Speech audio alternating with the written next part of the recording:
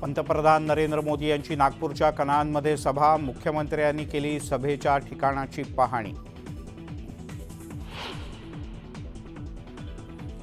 भाजपकडून उमेदवारांची 9वी यादी जाहीर, साताऱ्यातून उदयनराजे यांचं नाव जाहीर होण्याची शक्यता।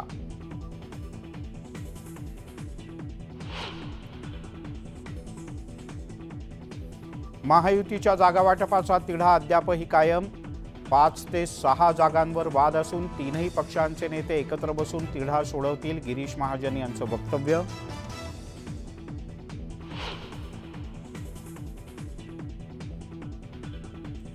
एकनाथ खडसे भाजपमध्ये आल्यावर स्वागतच करू, महायुतीतील कुठलीही नाराजी नाही, कार्यकर्त्यांची नाराजीही दूर होईल, गुलाबराव पाटील यांचं विधान।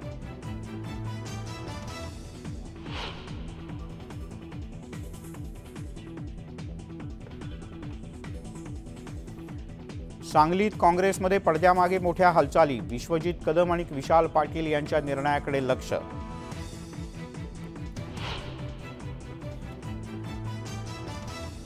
अरविंद केजरीवाल यांच्या अडचणींमध्ये वाढ होण्याची शक्यता, ईडीकडून आरोपपत्र दाखल करण्याची तयारी।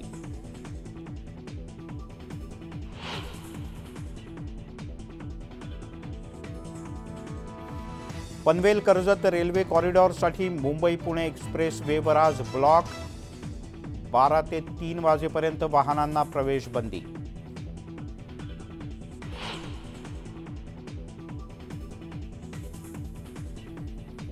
पतंजली उद्योग समूहाच्या जाहिरातींबद्दल आज पुन्हा सुनावणी, रामदेव बाबा सर्वोच्च न्यायालयात उपस्थित राहणार।